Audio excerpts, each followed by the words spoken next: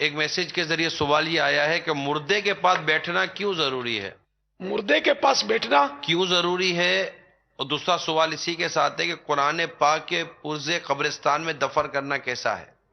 مردے کے پاس بیٹھنا کیوں ضروری ہے، یہ پوچھ رہے ہیں بھائی. ہاں تو یہ پوچھ رہے ہیں، تو یہ کس نے کہا کہ مردے کے پاس بیٹھنا ضروری ہے؟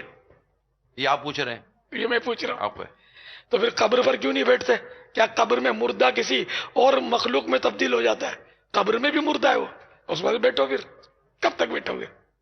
تو یہ بھی ایک عوامی رومر ہے کہ مردے کے پاس اگر نہیں بیٹھیں گے نا، اس کو اکیلا چھوڑیں گے نا، تو اس کا ہمزاد نکلے گا اور یہ ہو جائے گا تو وہ ہو جائے گا. ایسا نہیں ہے. تو جو بیچارے مار کر جنگلوں میں ڈال دیے جاتے ہیں ان کا کیا بنے گا؟ مردہ خانے میں جو بیچارے پڑے رہتے ہیں، جب یعنی کہ آپ کا بھی مریض اگر فوت ہو گیا اور آپ نے زیادہ دیر لگا دی، اس نے مردہ خانے میں ہی بسیرا کرنا ہے، اور مردہ خانے میں برف خانے میں ڈال دیں گے اس کو. اب تو یہ اکیلا تو ہو ہی گیا، اب کیا کرو گے؟ کیسے اٹھاؤ گے اس کو؟ تو یہ یعنی کہ ایسے بس غلط سی بات ہے کہ مردے کے پاس کوئی نہ کوئی ہو، یہ ضروری ہے. نفسیاتی بات لگتی ہے. کتنے چند گھنٹے تو مردہ گھر پہ ہوتا ہے نہ، کتنے گھنٹے ہوتا ہے؟ رات کو فوت ہو گیا تو وہ صبح 10 بجے یا زور میں تو جنازہ اٹھا ہی لیتے نا لوگ. البتہ جلد دفن کرنا چاہیے، حدیثوں میں تو یہ ترغیب موجود کہ جلد دفنا دیا جائے، کہ نیک ہے تو اس کے مقام پر اس کو جلدی پہنچا دیا جائے، انعامات کے مقامات پر. ہمیں پتہ نہیں ہوتا، لیکن اگر یہ نیک ہوگا تو جلدی اپنے مقام پر پہنچ جائے گا، اور اگر یہ بد ہے تو جلدی اپنے انجام کو پہنچ جائے. اپنے سر سے ڈال دو اس کو، بد کو. بات اگر سے ہم کسی کے بارے میں قیاس نہیں کریں گے، اگرچہ ظاہر کتنا ہی برا ہو اس کا، بے شک کوئی شراب کے نشے میں مرا ہو، لیکن ہم اس کو یہ نہیں کہیں گے کہ یہ جہنمی ہے. نہیں، ہم کو اختیار نہیں ہے.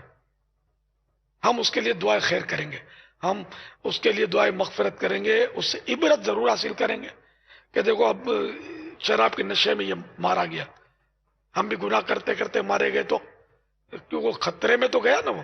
لیکن یہ کہ ہم اس کے لیے کوئی بھی کنفرم رائے نہیں دیں گے، بلکہ یہ جہنم میں گیا ہوگا یہ بھی نہیں کہیں گے.